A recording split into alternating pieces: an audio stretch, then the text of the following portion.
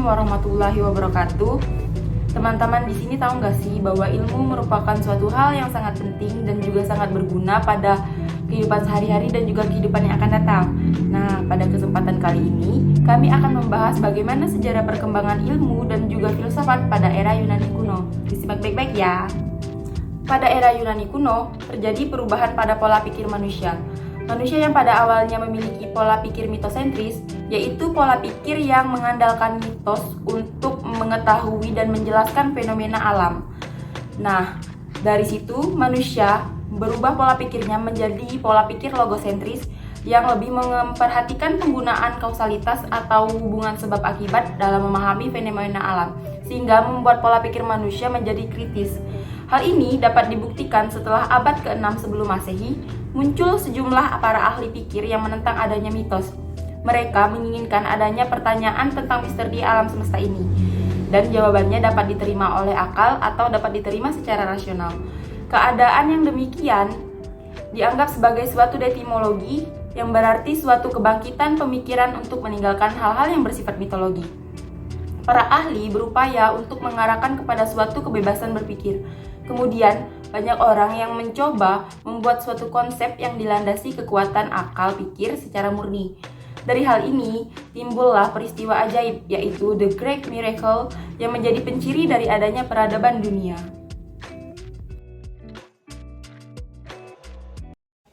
Tiga faktor yang menjadikan filsafat Yunani lahir.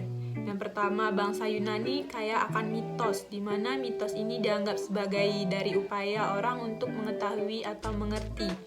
Mitos-mitos sudah memberi jawaban atas pertanyaan dalam hati manusia.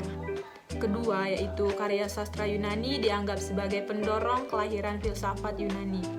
Kemudian yang terakhir, ketiga, pengaruh ilmu pengetahuan yang berasal dari Babilonia di lembah Sungai Nil.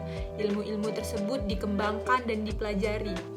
Dari ketiga faktor tersebut, kedudukan mitos digeser oleh logos, yaitu artinya akal, sehingga lahirlah filsafat.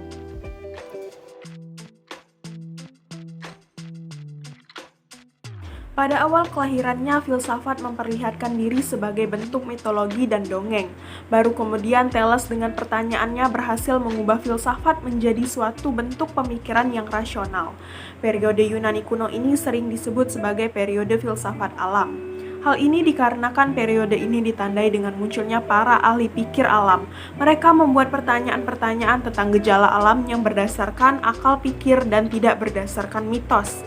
Selain tentang alam, para ahli pikir Yunani pun banyak yang berupaya memikirkan tentang hidup manusia di dunia ini, yang nantinya dari pemikiran ini akan melahirkan filsafat moral atau filsafat sosial yang pada tahapan berikutnya akan mendorong lahirnya ilmu-ilmu sosial. Di antara filsuf yang terkenal yang banyak memfokuskan perhatian pada kehidupan manusia adalah Socrates. Ia berusaha meyakinkan bahwa kebenaran dan kebaikan sebagai nilai-nilai yang objektif yang harus diterima dan ditunjang tinggi oleh semua orang. Kemudian adanya tokoh Plato, salah seorang murid Socrates, dengan salah satu pemikirannya yang penting yang berkaitan dengan pembagian realitas ke dalam dua bagian, yaitu yang pertama realitas atau dunia yang hanya terbuka bagi rasio, terdiri dari ide-ide, dan yang kedua dunia yang terbuka bagi panca indera, terdiri dari dunia jasmani. Dalam sejarah filsafat Yunani terdapat salah seorang filsuf terkenal, yaitu Aristoteles, yang mengkritik Plato tentang ide-ide. Menurutnya, yang umum dan tetap bukanlah dalam dunia ide, melainkan dalam benda-benda jasmani itu sendiri. Di samping itu, Aristoteles juga dikenal sebagai bapak logika, yaitu suatu cara berpikir yang teratur menurut urutan yang tepat atau berdasarkan hubungan sebab akibat. Ia juga yang pertama kali menjelaskan tentang cara berpikir teratur dalam suatu sistem yang intisarinya adalah silogisme.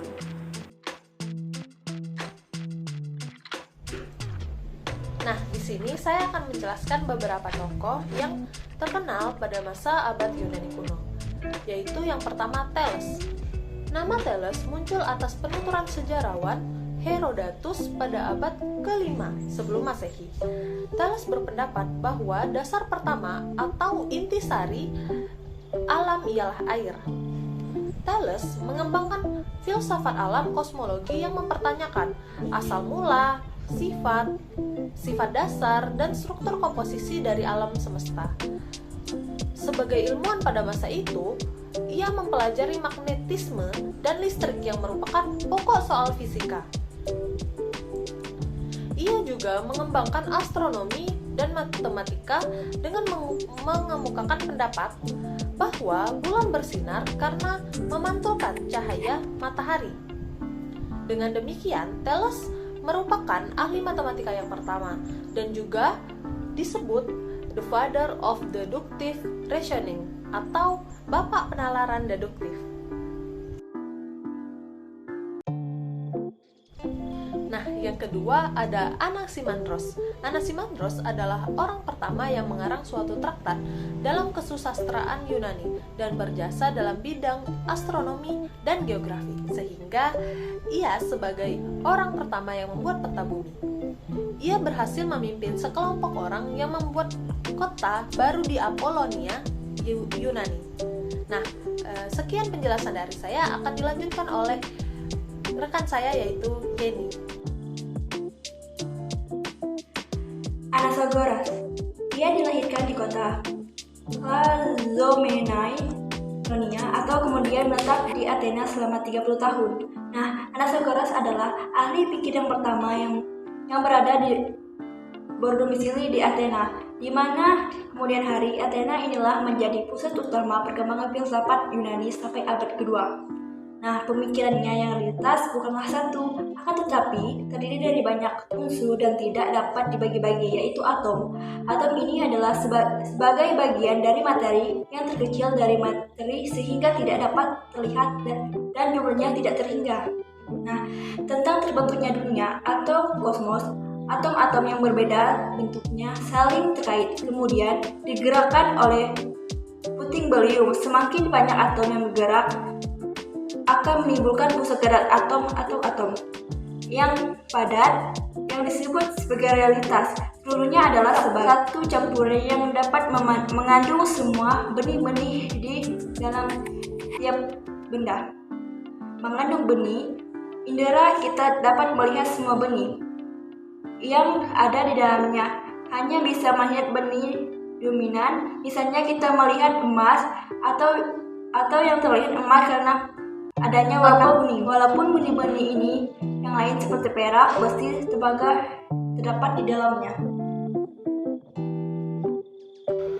Baik, yang tadi merupakan kesimpulan. Kelahiran pemikiran filsafat barat diawali pada abad ke-6 sebelum Masehi, yang diawali oleh runtuhnya mite-mite dan dongeng-dongeng yang selama ini menjadi pembenaran terhadap setiap gejala alam. Orang Yunani yang hidup pada abad ke-6 sebelum Masehi mempunyai sistem kepercayaan bahwa segala sesuatunya harus diterima sebagai sesuatu yang bersumber pada mitos dan dongeng-dongeng. Dalam sejarah filsafat biasanya, filsafat Yunani dimajukan sebagai pangkal sejarah filsafat barat, karena dunia barat dalam kurung Eropa Barat dalam alam pikirannya berpangkal kepada pemikiran Yunani.